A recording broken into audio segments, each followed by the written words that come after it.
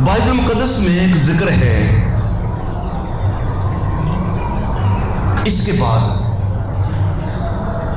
ये मेरे सामने मेरे साथ आंखों में लगने वाली क्या है? ये ऐनक है। क्या है?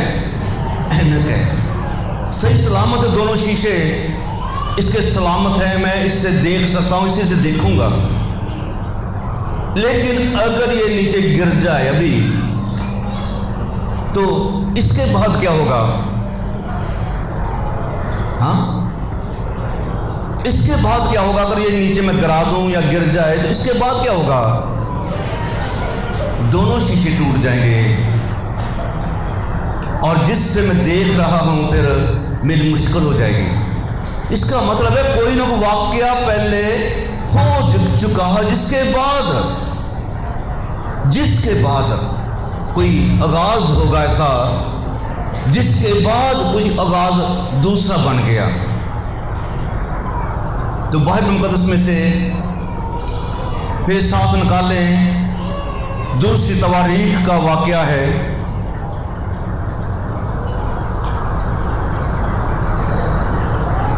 और 20वां बाब दूसरी तवारीख,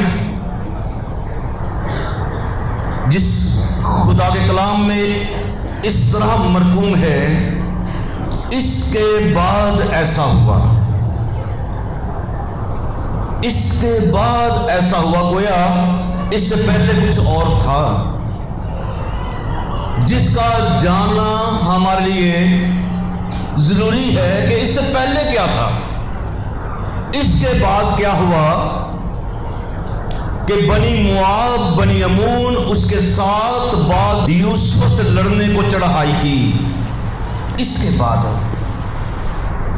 बनी अमूनियों ने, दुश्मन ने यूसुफ बादशाह के ऊपर चढ़ाई की।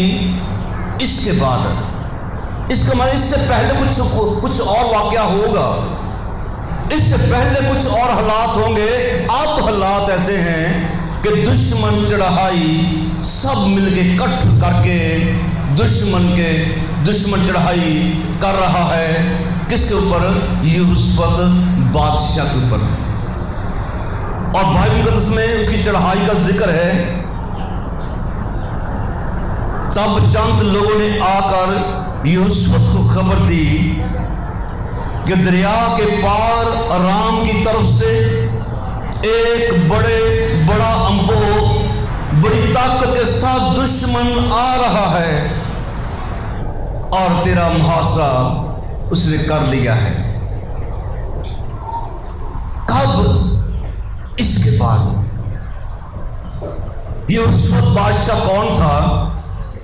इसके बारे में खुदा का कलाम कहता है, इसे 35 वर्ष की उम्र में यहूदा का चौथा बादशाह होते हुए सल्तनत करना शुरू की,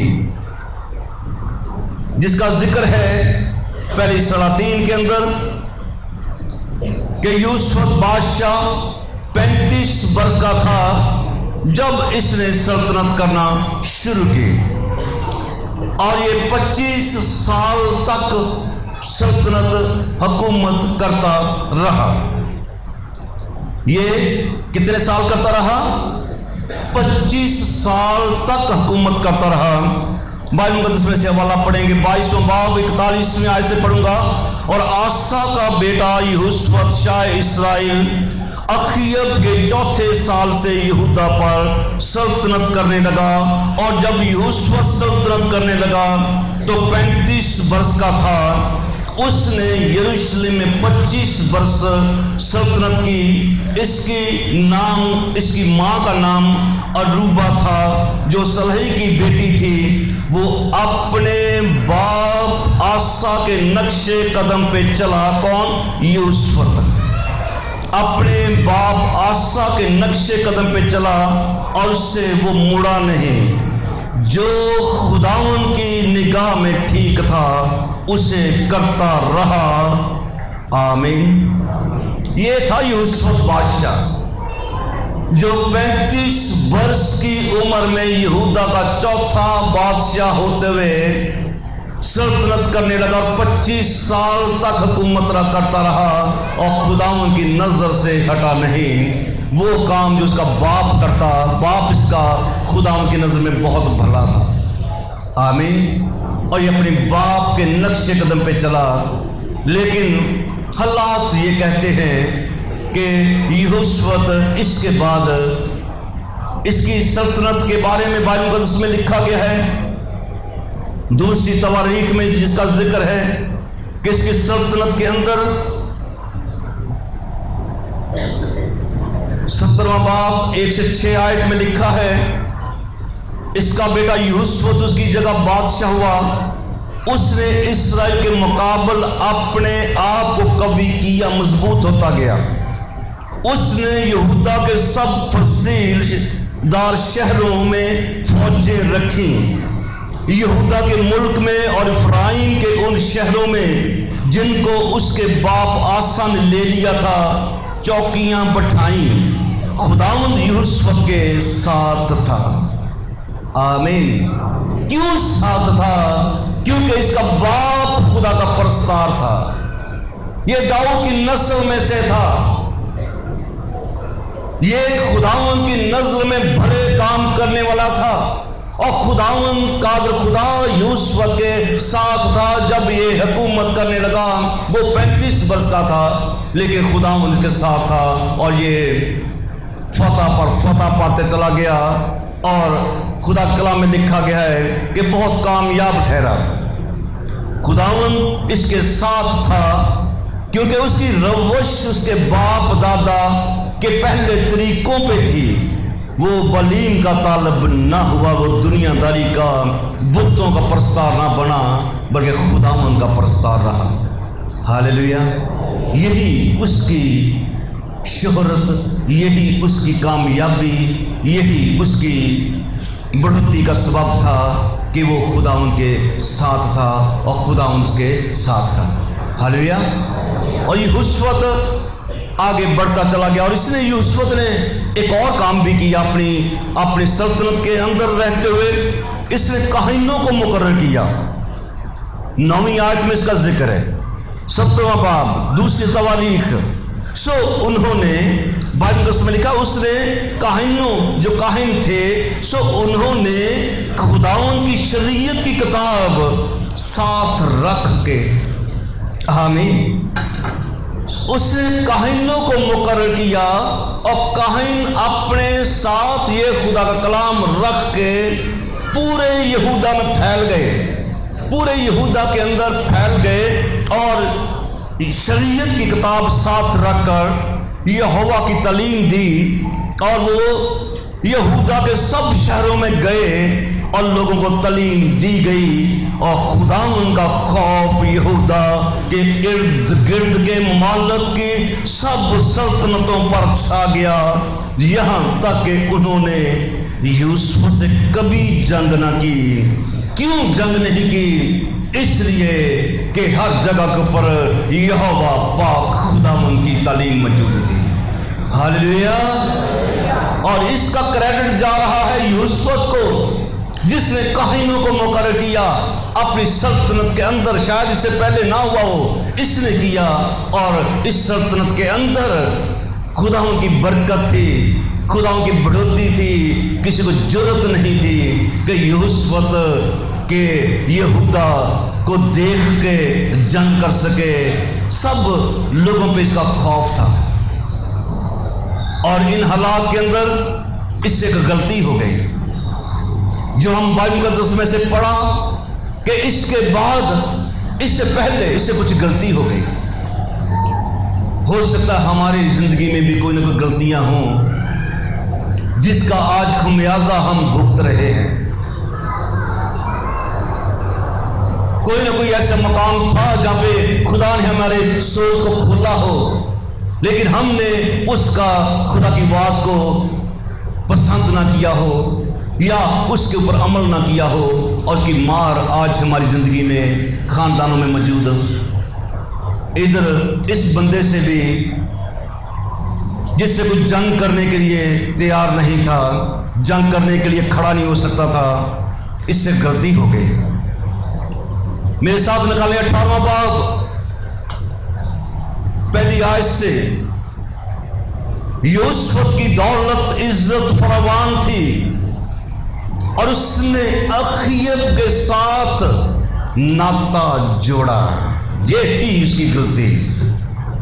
इसने अखीयब के साथ अपना नाता जोड़ा। इसने अखीयब के साथ नाता जोड़ा, जिसका जिक्र पहली सलातीन उसका 16वां बाब 29वीं आयत में है कि शाय यहूदा आसा के 38वें साल से उमरी का बेटा अखीयब इस्राएल पे सल्तनत करने लगा।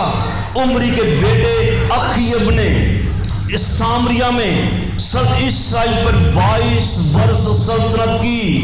उमरी के बेटे अखीयब ने जितने इससे पहले हुए, जितने अखीयब से पहले बादशाह हुए, उमरी के बेटे अखीयब ने जितने उससे पहले हुए थे, उन सबों से ज्यादा खुदावन की नजर में बदी की। खुदावन की नजर में ये बदकारी करता चल गया, यहां तक कि इसने बनी इस्राएल को बलीम का पैरोकार बना दिया। खुद इसने इजबल से शादी की, बुतों के पुजारन से इसने शादी कर ली और उसका नतीजा सारे इस्राएल के अंदर, बेशुमार लोगों के अंदर बलीम की तालीम आ गई। उधर यहूदा के बादशाह यूसुफ जो है वो शरीयत की तालीम फैला रहा है, इधर अखीयब जो है वो लोगों के अंदर, यहोवा के लोगों के अंदर बलीम की तालीम दे रहा है। क्यों? क्योंकि बादशाह खुद बलीम का प्रस्तार हो गया। और इसी यूसुफ ने ये जानते हुए भी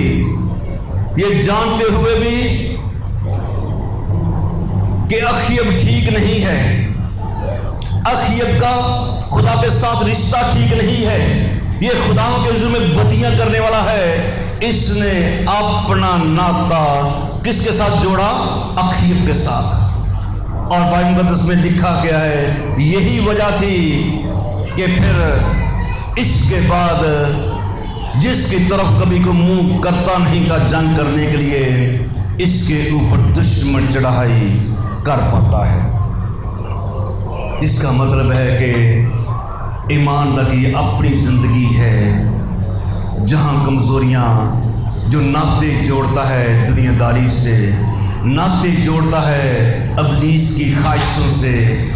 चोर आता है मार डालने को, लेकिन मैं इसलिए आया ताकि तुम जिंदगी और कसरत से।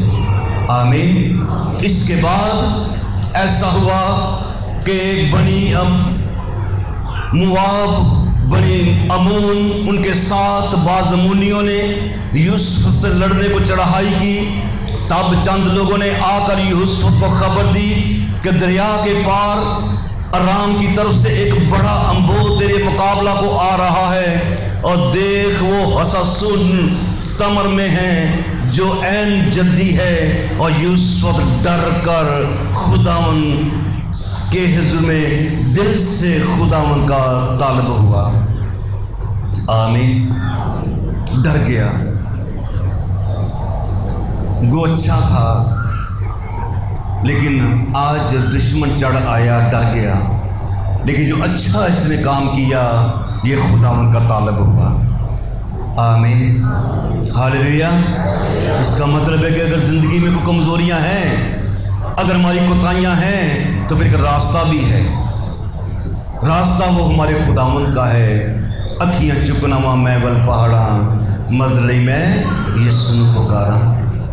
इस यूसुफ बादशाह ने उन हालात के अंदर जब दुश्मन इसके ऊपर चढ़ाया, ये डर के खुदावन का तालब हुआ।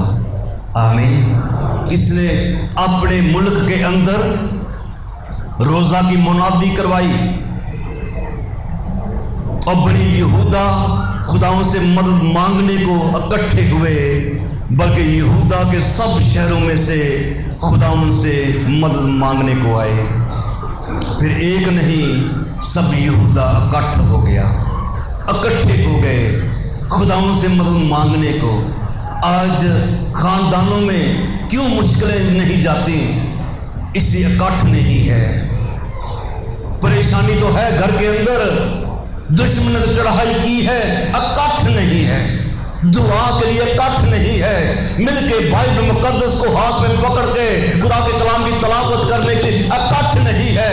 मिलके खुदाओं की शुक्रगुजारी के लिए इकट्ठ नहीं है। इधर मुश्किल आई है, इधर मुश्किल आई है, दुश्मन चढ़ाया है। और तो यहोशू ने सारे मुल्क में लोगों को बता दिया कि भाई आओ मिलके खुदा की मदद मांगे। आमीन, हालेलुया।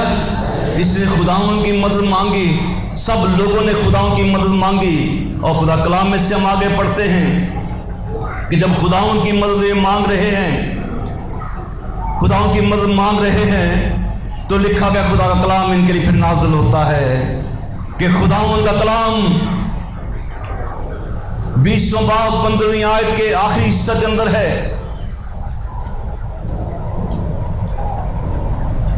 ऐ तमाम यहूदा यरूशलेम के बशिंदों, ऐ बादशाह यूसुफ तुम सब सुनो, खुदावंद यूं फरमाता है कि तुम इस बड़े अम्बों की वजह से ना डरो।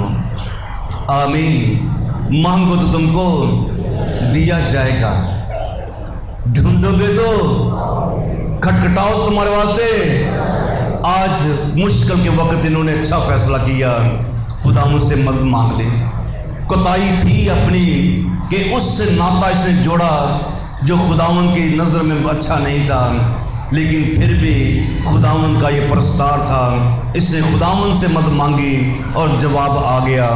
सो खुदावन तुमको यूँ फरमाता है कि तुम इस बड़े अम्बों की वजह से ना डरो ना घबराओ, क्योंकि जंग तुम्हारी नहीं बल्कि खुदा की है। आमीन।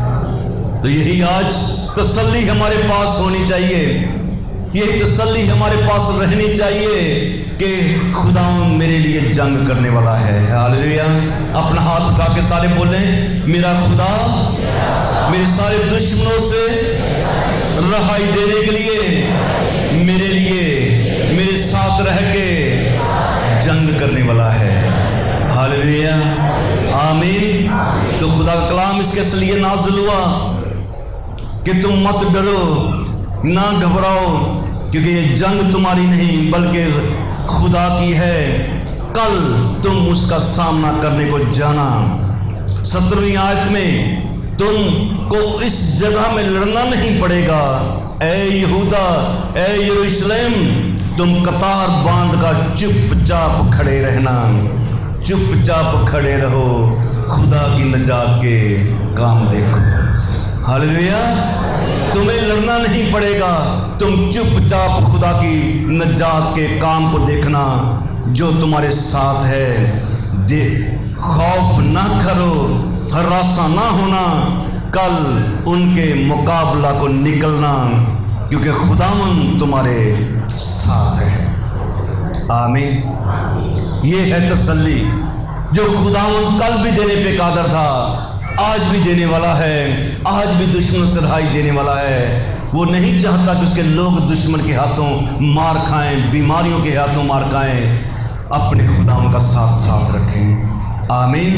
खुदावन का साथ साथ रखें, खुदावन साथ रहेगा। और खुदावन का साथ साथ है तो फिर फतह हमारी है। और बाइबल मुकद्दस में लिखा गया है कि बनी कहात बनी कोरा के लावी बुलंद आवाज से खुदावंद इस्राएल के खुदा की हमत को खड़े हो गए। आमीन। हालेलुया। जब उन्होंने खुदा कलाम की आवाज़ को सुन लिया तो 18वीं आयत में लिखा गया है कि यहोशू सरनगू होकर जमीन तक झुका। आमीन। कौन झुका? जो बादशाह था। कौन झुका? जो जिसको पैगाम मिला हुआ था कि दुश्मन तेरे ऊपर चढ़ाई किए हुए है। कौन झुक गया?